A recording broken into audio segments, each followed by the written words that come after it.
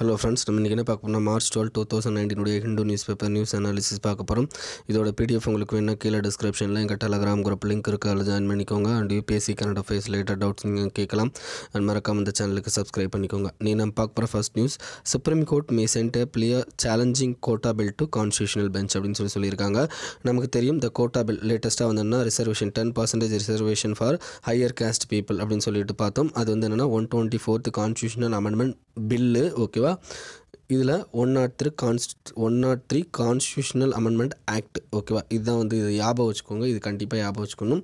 ஓகேவா, இந்த பில் படி 10% reservation for higher caste people who are economically poor section. ஓகேவா, அப்படின்னு தான் சொல்லியிருக்காங்க. நல்லா ஞாபகம் வச்சுக்கோங்க. ஜென்ரல் கேட்டகரி பீப்புளுக்கு மட்டும்தான் உண்டு. கொஷினில் என்ன இப்படி தான் ட்விஸ்ட் பண்ணுவாங்க. ஓகே, அந்த ஜென்ரல் கேட்டகரின்னு கொடுக்காம ஆல் கேட்டகரி பீப்புள் அப்படின்னு சொல்லிட்டு கொடுப்பாங்க. அப்போ நீங்கள் கண்டிப்பாக அந்த பாயிண்ட் ராங் அப்படிங்கிறது தெரிஞ்சுக்கோங்க. ஸோ எக்ஸாமில் கண்டிப்பாக இந்த ஜென்ரல் கேட்டகரி அப்படிங்கிறத ரிமூவ் பண்ணிவிட்டு ஆல் கேட்டகரி பீப்புள் அப்படின்னு சொல்லி கொடுப்பாங்க. கிடையாது. எஸ்சி, எஸ்டி, ஓபிசி இந்த குரூப்புக்கு இந்த 10% ரிசர்வேஷன் கிடையாது. ஏற்கனவே அவங்களுக்கு கொடுத்த அந்த அரௌண்ட் ஓபிசிக்கு 27%, அப்புறம் எஸ்சிக்கு 13, எஸ்டிக்கு அந்த ரேஞ்சில் தான் இருக்கும். ஓகேவா, ஆனால் இந்த 10% ரிசர்வேஷன் முழுக்க இந்த ஜென்ரல் கேட்டகரி பீப்புளுக்கு மட்டும்தான். ஓகேவா, ஸோ இந்த இதை பொறுத்த வரைக்கும் நமக்கு எவ்வளோ அமௌண்ட் ஃபிக்ஸ் பண்ணியிருக்காங்க அப்படின்னா, எக்கனாமிக்கலி வீக்கர் செக்ஷன் அப்படின்றதுக்கு 8 lakh அமௌண்ட்டை தான் ஃபிக்ஸ் பண்ணியிருக்காங்க ஆனுவல் இன்கமாக. ஓகே, இது ஆல்ரெடி நம்ம நிறைய கான்ட்ரவர்சி இருக்குது. 8 lakh இன்கம் அப்படிங்கிறது என்னென்னா, இது பூவர் இதில் வருவாங்களா அப்படின்னா, ஆஸ் பர் நம்மளுடைய சோஷியோ எக்கனாமிக் கேஸ் சென்சஸ் படி ஒரு family below poverty line. Okay, below poverty line அப்படின்னா என்னென்னா, அது என்னென்னா இந்த 8 lakh அமௌண்ட்லாம் கிடையாது. ஒரு நாளைக்கு என்னென்னா அரௌண்ட் ஐ திங்க் ஸோ 10 ரூபாயோ 12 ரூபாயோ இவ்வளோ இருந்தாலே அவங்களால வாழ்க்கையை நடத்த முடியும் அப்படின்ற மாதிரி தான் இருக்கும். ஸோ அந்த 8 lakh அப்படிங்கிறது ரொம்ப அதிகமான அமௌண்ட்டு. ஓகேவா, ஸோ அதுதான் அது ஃபஸ்ட்டு கான்ட்ரவர்சி. செகண்ட் கான்ட்ரவர்சி அப்படிங்கிறது ஹையர் காஸ்ட் பீப்புளுக்கு கொடுக்குறதுல ஃபஸ்ட்டு என்ன பிரச்சனை அப்படின்னா, இந்திரா சுவானே கேஸ் ஆஃப் 1992. ஓகேவா, இந்த இந்திரா சுவானே கேஸ் ஆஃப் 1992 மொத்தம் 2 வகையான பிரச்சனையை நம்ம டீல் பண்ணணும்.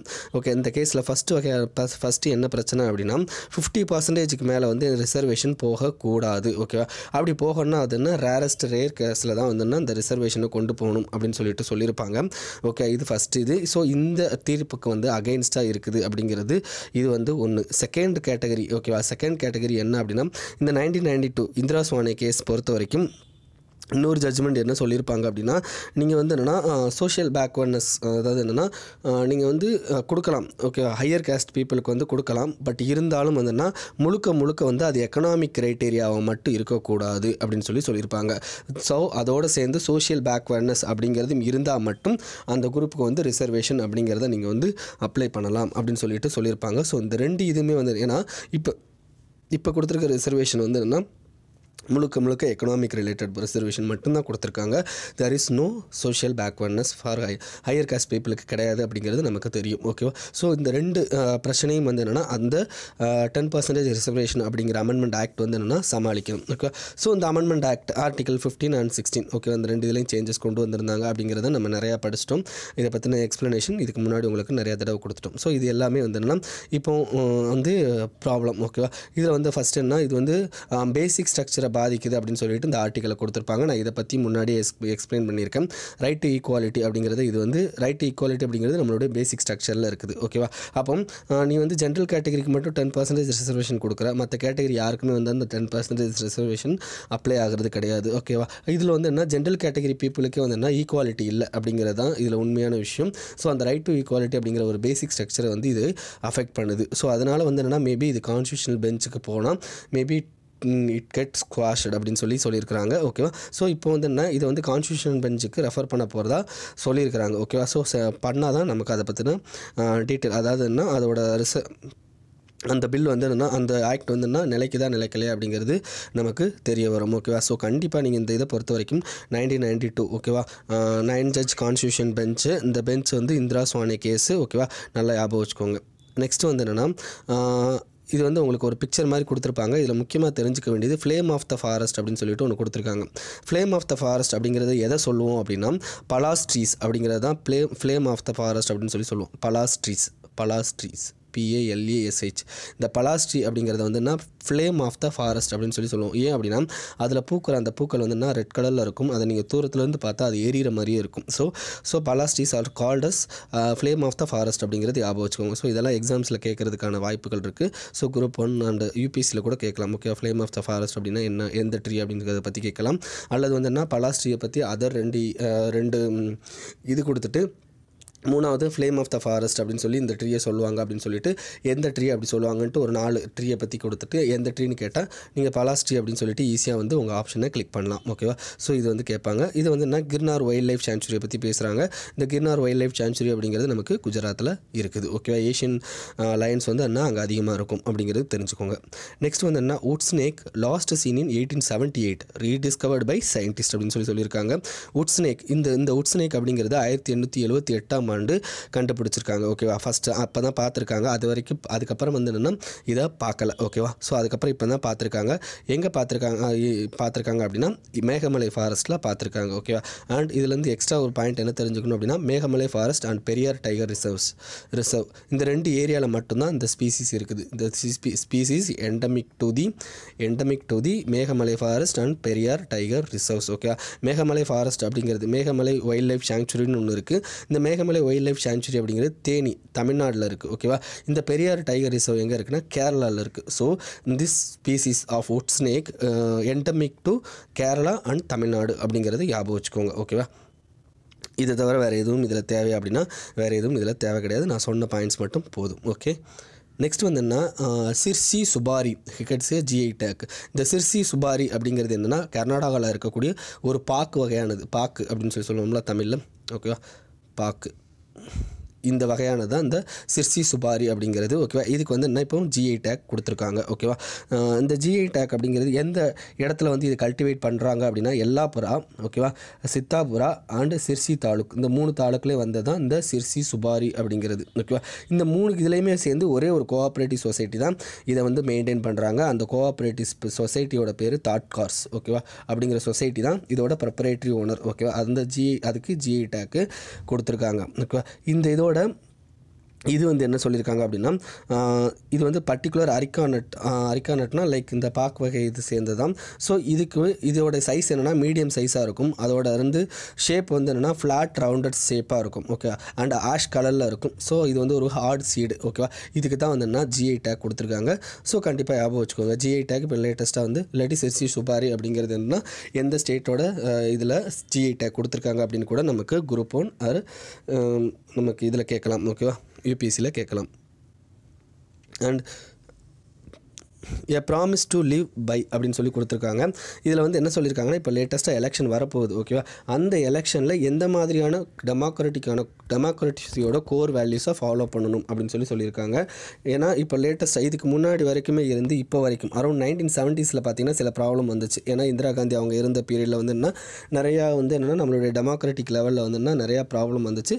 பட் இருந்தாலும் நம்மளுடைய பார்லிமெண்ட் டெமோக்ரஸி அப்படிங்கிறது என்னென்னா இன்ன வரைக்கும் சஸ்டெயின் ஆகிட்டு இருக்கு. பட் லேட்டஸ்ட்டாக இப்போ ஒரு 5 வருஷமாக இப்போ லைக் NDA கவர்மெண்ட் வந்ததுலேருந்து ஹிந்துத்துவா அப்படிங்கிற கான்செப்ட் வந்து என்னென்னா ரொம்ப அதிகமாக இருக்குது. ஸோ அப்படி ஹிந்துத்துவா அப்படிங்கிற கான்செப்ட் வந்து அதிகமாகும் போது இது ஆட்டோமேட்டிக்காக கம்யூனல் போலரைசேஷன் அப்படிங்கிறத இன்க்ரீஸ் பண்ணுது அப்படின்னு சொல்கிறாங்க. கம்யூனல் போலரைசேஷன் அப்படின்னா என்னென்னா சவுத் போல் நார்த் போல் அப்படின்னு சொல்லி ஒரு வார்த்தை யோசிப்பு ஜாகிரபியில் சொல்லுவோம். ஸோ சவுத் போலுங்கிறது ஒரு எக்ஸ்ட்ரீம், நார்த் போலுங்கிறது எக்ஸ்ட்ரீம். அப்போ இந்த கம்யூனல் போலரைசேஷன் அப்படிங்கிறதுனா ஹிந்து அப்படிங்கிறது ஒரு எக்ஸ்ட்ரீம், முஸ்லீம்ஸ் அப்படிங்கிறது ஒரு எக்ஸ்ட்ரீம். ஸோ இந்த ரெண்டுக்கு ஏற்படுற கிளாஷை வச்சு என்னன்னா they can get a vote அப்படின்னு சொல்லிட்டு யோசிக்கிறாங்க.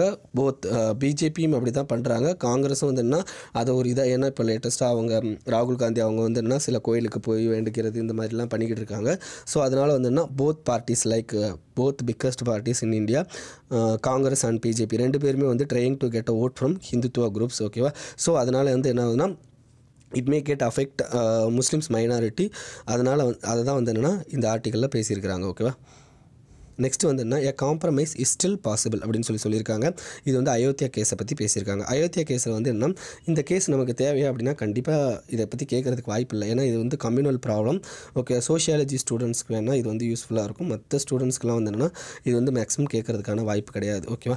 ஸோ இந்த இதில் என்ன சொல்லியிருக்காங்க அப்படின்னா அயோத்தியா கேஸில் வந்து என்ன ஒரு மீடியேட்டரை வந்து என்ன நாங்கள் வந்து இது பண்ண போகிறோம் அப்படின்னு சொல்லியிருக்காங்க. அப்போ அந்த மீடியேட்டருக்கு 2 விதமான ஒரு குவாலிஃபிகேஷனை வச்சு கேட்குறாங்க. ஓகேவா?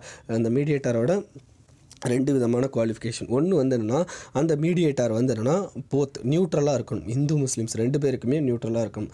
அந்த நியூட்ரலிட்டி அப்படிங்கிறது எப்படி கண்டுபிடிப்பாங்க அப்படிங்கிறது ஒரு பெரிய ப்ராப்ளம். நெக்ஸ்ட்டு அந்த மீடியேஷன் அப்படிங்கிறது எஃபெக்டிவாக இருக்கணும். ஓகேவா? ஏன்னா மீடியேஷன் பண்ணி ஒரு 2 வருஷம் 1 வருஷம் மீடியேஷன் பண்ணுறாரு, பட் எந்த விதமான ரிசல்ட்டும் வரலை அப்படின்னா அந்த மீடியேஷன் அப்படிங்கிறது என்னென்னா தவறான மீடியேஷன் அப்படிங்கிற மாதிரி போயிடும். ஸோ இதை தான் வந்து என்னென்னா இந்த ஆர்டிகல் ஃபுல்லாக பேசியிருக்காங்க. ஸ்ரீ ரவிசங்கர் பிரசாத்தை பற்றியும் ஸ்ரீ ரவிசங்கர் அவரை பற்றியும் பேசியிருக்காங்க. அதெல்லாம் நமக்கு எந்த எக்ஸாம்லேயும் வந்துன்னா ப்ரொடியூஸ் பண்ண போகிறது கிடையாது. ஸோ அதனால் உங்களுக்கு அதெல்லாம் எங்களுக்கு தேவையில்லை, அதெல்லாம் உங்களுக்கு தேவையில்லை. இதில் ஒரே ஒரு இது எக்ஸ்ட்ரா பாயிண்ட் மட்டும் சொல்லியிருக்காங்க. அந்த பாயிண்ட் இங்கே இருக்குது, இந்த இடத்த மட்டும் ஒரு தடவை ரீட் பண்ணிக்கோங்க. அந்த இடத்துல என்ன சொல்லியிருக்காங்க அப்படின்னா section 89 of the code of the civil procedure, code of the civil ப்ரொசீஜரில் செக்ஷன் 89ல் அதாவது என்ன கோர்ட் வந்து இப்போ திடீர்னு வந்து ஒரு மீடியேஷன் கொடுக்கலாம் அப்படின்னு சொல்லியிருக்காங்க. கோர்ட்டுக்கு இல்லாத அதிகாரமா அப்படின்னு சொல்லி நம்ம கேட்கலாம். கோர்ட்டுக்கு வந்து இந்த மாதிரியான அதிகாரம் ஒரு மீடியேஷனை கொண்டு வரதுக்கான அதிகாரம் இருக்கா அப்படின்னா yes, section 89 of the code of civil procedure அப்படிங்கிறதுல என்ன சொல்லியிருக்கு அப்படின்னா கோர்ட்டுக்கு சில டிஸ்பியூட்ஸை வந்து என்னென்னா சரி கட்டுறதுக்காண்டி அவங்க நான் அஜுடிகேட்ரி ரிசொல்யூஷன் ப்ராசஸை எடுக்கலாம். நான் அஜுடிகேட்ரி அப்படின்னா அஜுடிகேட்ரி ப்ராசஸ்னால் ஜஸ்டிஸ் கொடுக்குறது. ஓகே, ஜஸ்டிஸ் வந்து ஜட்ஜஸ் மூலமாக கொடுக்குறது. நான் அஜுடிகேட்டரி ரிசொல்யூஷன் ப்ராசஸ் அப்படின்னா இது வந்து அவுட் ஆஃப் கோர்ட்டில் பண்ணக்கூடியது. மொத்தம் இதை 4 வகையாக பண்ண முடியும். Okay, as per 89 section 89 of code of civil procedure என்னென்ன பார்த்தீங்கன்னா ஆர்பிட்ரேஷன் மூலமாக. ஓகேவா? ஃபஸ்ட்டு ஆர்பிட்ரேஷன் மூலமாக பண்ண முடியும். ஓகேவா? செகண்ட் வந்து என்னென்னா கன்சிலியேஷன் மூலமாக பண்ண முடியும். தேர்ட் வந்து என்னென்னா ஜுடிஷியல் செட்டில்மெண்ட். ஓகேவா? ஜுடிஷியல் செட்டில்மெண்ட் அப்படிங்கிறது இந்த லோகாயுக்தா சொல்லுவாங்க பார்த்தீங்களா, அந்த இதை தான் இதில் பேசியிருக்காங்க. ஜுடிஷியல் செட்டில்மெண்ட் அப்படிங்கிறது. ஃபோர்த் வந்து மீடியேஷன். இதில் இப்போ கோர்ட் எடுத்துருக்கிறது வந்துன்னா மீடியேஷன் அப்படிங்கிறத எடுத்திருக்காங்க. ஸோ யாரை வந்து மீடியேட்டராக அப்பாயின்ட் பண்ண போகிறாங்க அப்படிங்கிறது தான் இதில் முக்கியமான விஷயம். ஸோ அதை தவிர வேறு இது வேறு எதுவுமே நமக்கு முக்கியம் கிடையாது. ஓகேவா? நெக்ஸ்ட் வந்து என்னென்னா ஏ கேஸ் ஃபார் அக்ரெசிவ் டிப்ளமசி. அதுக்கடுத்து லெட் தம் டேக் ஃப்ளைட்னு ஒரு இது இருக்குது. அது வந்து தேஜாஸையும் காவேரியை பற்றியும் பேசியிருக்காங்க. அது நமக்கு தேவையில்லை. அடுத்து too afraid. Okay, to make a phone call அப்படின்னு சொல்லியிருக்காங்க. இது எதை பற்றி அப்படின்னா ஒரு அதாவதுன்னா பாகிஸ்தானில் இருக்க ஒரு சிஸ்டர், ஓகே, அவங்களோட இந்தியன் சிஸ்டர்ஸ், ஓகேவா, அவங்க 2 பேர் வந்து இவங்களுக்கு ஃபோன் பண்ணுறதுக்கு பயப்படுறாங்க பிகாஸ் ஆஃப் தி ஏதாவது வந்து லைக் அவங்கள டெரரிஸ்ட் அந்த மாதிரி இதில் பண்ணுறது அல்லது வந்துன்னா அவங்க ஃபோனை டேப் பண்ணுறது இந்த மாதிரியான விஷயங்கள் நடக்கலாம். மேபி வந்து என்னென்னா இங்கே இருக்கிற ஒரு லேடியோட சன்ஸ் வந்து என்ன இதில் இருக்காங்கன்னா கவர்மெண்ட் ஜாப்ஸில் இருக்காங்க. ஸோ அதை பாதிக்கப்படும் அப்படின்னு சொல்லிட்டுலாம் அந்த ஆர்டிக்கல் பேசுகிறாங்க. ஸோ அந்த ஆர்டிக்கல் வந்து நமக்கு தேவையில்லை. ஏன்னா அந்த ஆர்டிக்கல் வந்து இந்தியா பாகிஸ்தான் பிரிஞ்சதை பற்றி பிரிஞ்சதில் ஒரு மோசமான சூழ்நிலை இன்னமும் போய்கிட்டு இருக்குது அப்படிங்கிறத அந்த ஆர்டிக்கல் வந்து சொல்லியிருக்காங்க. ஓகேவா? அதுக்கடுத்து கேஸ் ஃபார் அக்ரெசிவ் டிப்ளமசி அப்படின்னு சொல்கிறாங்க. இந்த இதுலேயும் எந்த விதமான பாயிண்ட்டும் நமக்கு கிடையாது. இதில் என்ன சொல்லியிருக்காங்க அப்படின்னா அக்ரெசிவ் டிப்ளமசியை பற்றி தான் பேசுகிறாங்க. ஓகேவா? டிப்ளமசி அப்படிங்கிறது என்ன, பேச்சுவார்த்தை நடத்துறது இல்லாட்டி வேற ஒரு கண்ட்ரியோட மீடியேட்டராக கொண்டு வரது, இந்த மாதிரியான விஷயங்களை தான் டிப்ளமசி அப்படின்னு சொல்லுவோம். ஓகேவா? அக்ரெசிவ் டிப்ளமசி அப்படிங்கிறது இதுக்கு முந்தின காலத்தில் இருந்த லைக் வாஜ்பாய் அவர்களாக இருக்கட்டும் அண்ட் அதர் லீடர்ஸாக இருக்கட்டும் மேக்ஸிமம் வந்து என்னென்னா போர், அதாவது கார்கில் வார் நடந்தப்பவும் சரி நம்மளுடைய பார்லிமெண்ட் அட்டாக் ஆனப்பவும் சரி அவங்க வந்து மேக்ஸிமம் வந்து என்னன்னா வார் அப்படிங்கிற ஆப்ஷன் வந்து எடுத்துகிட்டு போகல. அவங்க என்ன பண்ணிட்டாங்க அப்படின்னா லைக் டிப்ளமேட்டிக் மெத்தடில் வந்து என்னென்னா அந்த ப்ராப்ளத்தை வந்து என்னென்னா சால்வ் பண்ணாங்க. இது வந்து என்ன இந்தியாவுக்கு வந்து என்ன இன்டர்நேஷ்னல் கம்யூனிட்டி லெவலில் ஒரு ஹையர் பொசிஷன் வந்து கொண்டு போச்சு. ஸோ அதே வந்து இந்த கவர்மெண்ட் ஃபாலோ பண்ணணும் அப்படின்னு சொல்லிட்டு சொல்கிறாங்க. டாக்ஸ் அண்ட் மோர் டாக்ஸ் அப்படின்னு சொல்லி தான் இந்த ஆர்டிக்கலில் சொல்ல வராங்க. ஓகேவா? அமைதியாக இருக்கணும், மெச்சூர்டாக இருக்கணும், இன்ஃபார்ம்டாக இருக்கணும் அண்ட் லாங் டேர்ம் ஸ்ட்ராட்டஜியாக இருக்கணும் அப்படின்னு சொல்கிறாங்க. அதுக்கு அக்ரெசிவ் டிப்ளமசி அப்படிங்கிறது தான் கோர் வேல்யூ அப்படிங்கிறதையும் இவங்க இந்த ஆர்டிக்கலில் சொல்கிறாங்க. வேறு எதுவும் இல்லை. இந்த புல்வாமா அட்டாக்கை பற்றி தான் மறுபடியும் அதே கதையை தான் பேசியிருக்கிறாங்க. நெக்ஸ்ட் வந்து என்ன India is the world's second largest arms importer அப்படின்னு சொல்கிறாங்க. இதுக்கு ஃபஸ்ட்டு ஆர்ம்ஸ் இம்போர்ட்டர் யார் அப்படின்னா சவுதி அரேபியா.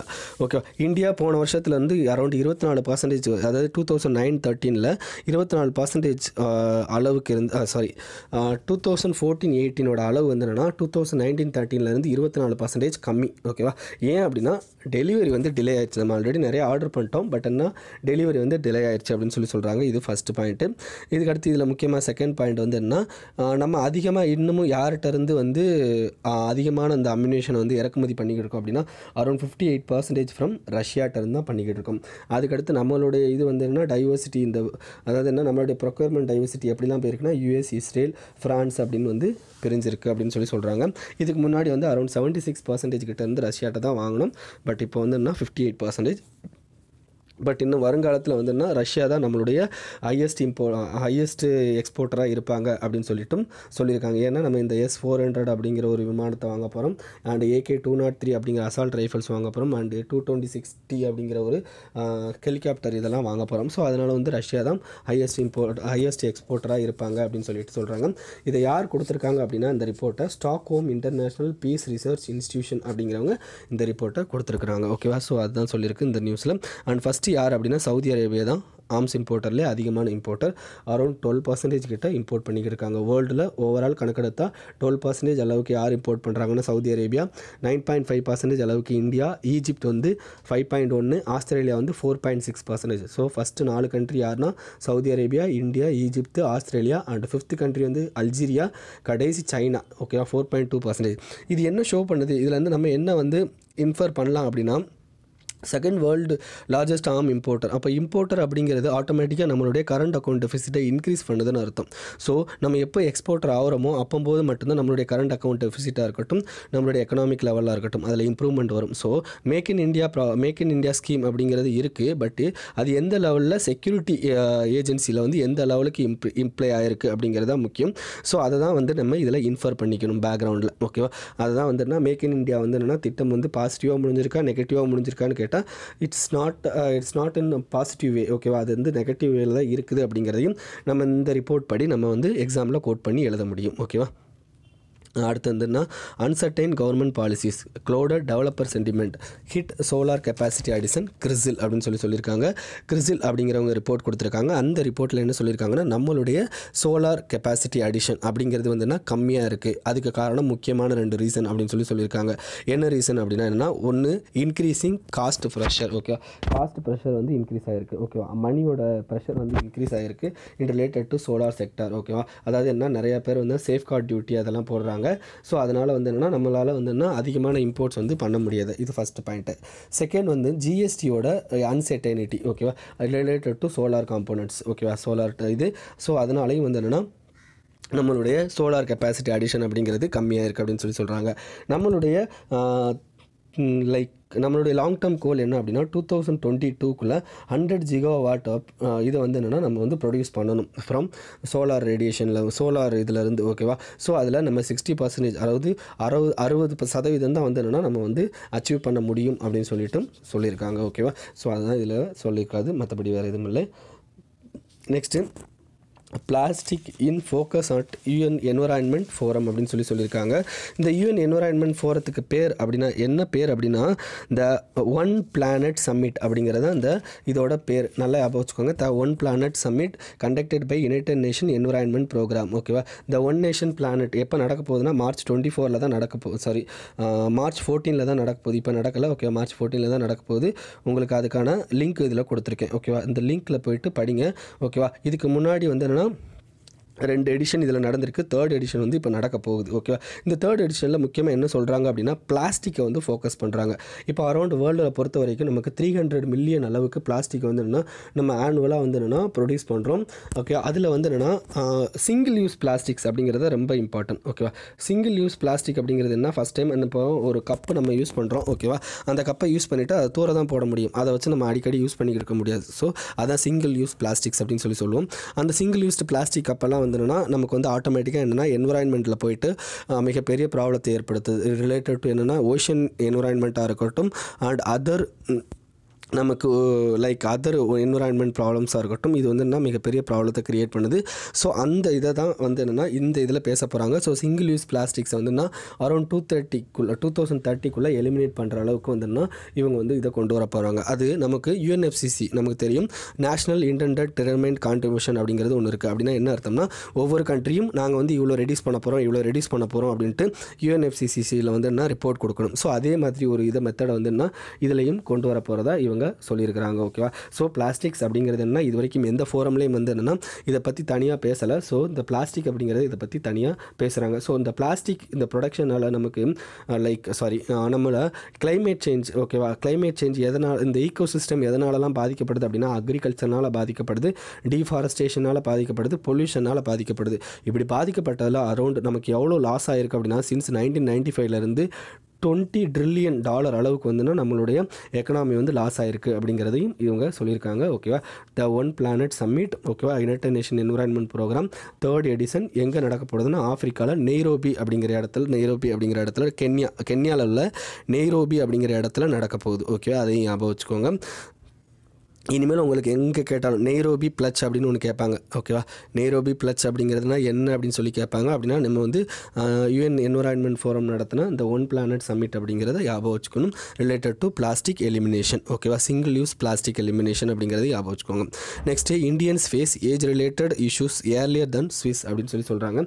இப்போ ஸ்விஸ், ஜப்பான் இந்த கண்ட்ரியில் அவங்களுடைய பீப்புள்ஸ்க்கும், அதாவது 76 வயசில் வந்து என்னென்னா ஒருத்தருக்கு என்னென்ன வியாதிலாம் வருமோ அந்த வியாதிலாம் நம்ம இந்தியாவில் வந்துன்னா பிலோ 60 ஏஜுக்குள்ளே இருக்கிறவங்களுக்கெல்லாம் வருது அப்படிங்கிறத இந்த ரிப்போர்ட்டோட ஓவரால் இது சொல்லியிருக்காங்க. ஓகே, அதாவது சுவிட்சர்லாந்து, ஜப்பான் இந்த 2 கண்ட்ரிலையும் 76 வயசில் ஒருத்தங்களுக்கு என்ன வியாதிலாம் வருதோ அந்த வியாதிலாம் வந்துன்னா நமக்கு நம்ம கண்ட்ரியில் இருக்கிற பீப்புளுக்கு 60 வயசுலேயே வருது அப்படின்னு சொல்லிட்டு சொல்கிறாங்க. ஓகேவா, அப்படி 60 வயசுலேயே வரும்போது நமக்கு என்ன ஆகுது அப்படின்னா ஹையர் ஹெல்த் ஸ்பெண்டிங். முக்கியமானது நம்மளுடைய எக்கனாமியில் மிகப்பெரிய பிரச்சனை ஹெல்த்துக்கு கவர்மெண்ட் ஸ்பெண்ட் பண்ணுற அமௌண்ட் வந்து என்னன்னா அதிகமாகும். ஓகேவா, அப்படி அதிகமாகும் போது ஆட்டோமேட்டிக்காக வந்து என்னென்னா கவர்மெண்ட்டோட நிறையா அமௌண்ட் வந்து என்ன ஹெல்த் செக்டாருக்கு வேஸ்ட் ஆகும்போது எக்கனாமிக் இன்ஃப்ராஸ்ட்ரக்சர் டெவலப்மெண்ட் அப்படிங்கிறதுலாம் வந்து என்னென்னா கம்மியாக தான் இருக்கும்.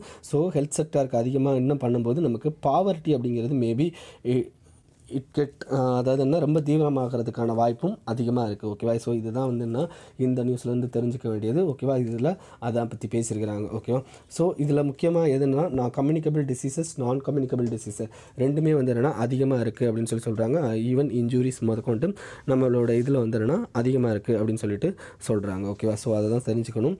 நெக்ஸ்ட் வந்து என்னென்னா 53% of working women say their work places are male dominated அப்படின்னு சொல்கிறாங்க. ஓகேவா, இது வந்து என்ன யார் ரிப்போர்ட் எடுத்திருக்காங்கன்னா ICICI லம்பார்ட் அப்படிங்கிறவங்க நமக்கு இந்த ரிப்போர்ட் எடுத்திருக்காங்க. இதில் 53% ஆஃப் ஒர்க்கிங் உமன் என்ன ஃபீல் பண்ணுறாங்க அப்படின்னா அவங்களோட ஒர்க் பிளேஸ் வந்து என்ன மேல் டாமினேட்டட் அப்படின்ட்டு ஃபீல் பண்ணுறாங்க. Male dominated in the sense even அவங்களுடைய இருக்கிற செக்டாரில் வந்துன்னா ஆண்கள் தான் அதிகமாக இருக்காங்க. Even they get a remuneration higher than the women அப்படிங்கிறதையும் சொல்கிறாங்க. ரெமுனரேஷன் அப்படின்னா சம்பளம். ஓகேவா, சம்பளமும் வந்து என்னென்னா அதிகமாக கொடுக்குறாங்க. அண்ட் அதிகமான சாய்ஸஸ். ஓகேவா, related to the employment. Okay, அப்படிங்கிறது என்னென்னா ஆண்கள் பக்கம் தான் இருக்கே தவிர பெண்கள் பக்கம் இல்லை அப்படிங்கிறதும் அவங்க சொல்கிறாங்க. அதை தவிர பெண்களுக்கு வந்து நிறையா செக்ஷுவல் ஹாரஸ்மெண்ட்டாக இருக்கட்டும் அண்ட் அதர் திங்ஸ் வந்து நிறையா இருக்குது. அதுலேயும் 45 to 55 லைக் அந்த பெண்களுக்கு வந்து அதாவது ஓல்டர் பெண்களுக்கு தான் அதிகமான செக்ஷுவல் ஹாரஸ்மெண்ட்ஸ் வந்து இருக்குது அப்படின்னு சொல்லியும் இதில் சொல்லியிருக்காங்க. ஓகேவா, இதை தவிர வேறு எதுவும் இல்லை. நெக்ஸ்ட் வந்து என்னென்னா WHO strategy to fight flu pandemics அப்படின்னு சொல்கிறாங்க. ஃப்ளூ பேண்டமிக்ஸ் அப்படிங்கிறது என்ன, நமக்கு இன்ஃப்ளூயன்ஸா வைரஸை பற்றி பேசுகிறாங்க. ஓகே, இன்ஃப்ளூயன்ஸா வைரஸ் அப்படிங்கிறது என்ன, இன்ஃப்ளூயன்ஸா அப்படிங்கிறது என்ன ஒரு விதமான காய்ச்சலை உருவாக்கக்கூடியது. ஓகேவா, இந்த ஃப்ளூலேயே வந்து நிறையா இருக்குது. நமக்கு ஸ்வைன் ஃப்ளூ, பேட் ஃப்ளூலாம் கேள்விப்பட்டிருப்பீங்க. இந்த இதை தான் வந்து இதுலேயும் சொல்கிறாங்க. ஓகேவா, இன்ஃப்ளூயன்ஸா வைரஸ் அப்படிங்கிறது இன்ஃப்ளூயன்ஸா வைரஸால் வரக்கூடியது. இதனால் உங்களுக்கு என்ன ஆகும்னா காய்ச்சல் வரும். அதாவது அந்த வைரஸ் அட்டாக் ஆனதுலேருந்து உங்களுக்கு 2 நாள் இல்லை 1 வாரத்துக்குள்ளே காய்ச்சல் வரும். ஓகேவா, அதிகமான ஸ்னீசிங். ஓகே, உங்களால் வந்து இன்னும் அதிகமாக இருமல் வரும். ஓகே, இந்த மாதிரி விஷயங்கள்லாம் அதிகமாக வரக்கூடியது. ஓகேவா, இது வந்து இந்த இன்ஃப்ளூயன்ஸா அப்படிங்கிறது வேர்ல்டு ஓவரில் இப்போ வந்து என்ன அதிகமான த்ரெட்டாக இருக்கக்கூடியது. ஓகே, டோட்டலாக இன்ஃப்ளூயன்ஸில் மொத்தம் 4 டைப் இருக்குது. Type A, type B, type A, B, அப்புறம் C அண்ட் D. இந்த type 3 type A, type B, type C இந்த 3மே வந்துன்னா ஹியூமன் அட்டாக் பண்ணக்கூடியது. டைப் D மட்டும் வந்துன்னா ஹியூமனை அட்டாக் பண்ணாது அப்படின்றத சொல்லியிருக்காங்க. ஓகே, ஸோ WHO என்ன பண்ணியிருக்காங்க அப்படின்னா இப்போ லேட்டஸ்ட்டாக சில ஸ்ட்ராட்டஜி கொண்டு வந்திருக்காங்க ரிலேட்டட் டு ஃப்ளூ. ஓகே, இதில் முக்கியமான ஸ்ட்ராட்டஜி என்ன, ஸ்ட்ரென்தன் தி டிசீஸ் சர்வேலன்ஸ் வந்து ஸ்ட்ரென்தன் பண்ணணும், ரெஸ்பான்ஸ் பண்ணணும் அண்ட் ப்ரிவென்ஷன் பண்ணணும் அண்ட் கண்ட்ரோல் ப்ரிப்பேர்னஸ். ஓகே, இது எல்லாமே வந்து என்னென்னா related to strategy to fight flu pandemics அப்படின்னு சொல்லிட்டு இதில் சொல்லியிருக்காங்க. ஓகேவா, இன்றைக்கி நியூஸ் அவ்வளோதான் ஃப்ரெண்ட்ஸ். இது உங்கள் ஃப்ரெண்ட்ஸோட ஷேர் பண்ணிக்கோங்க. மறக்காமல் இந்த சேனலுக்கு சப்ஸ்கிரைப் பண்ணிக்கோங்க. Thank you friends.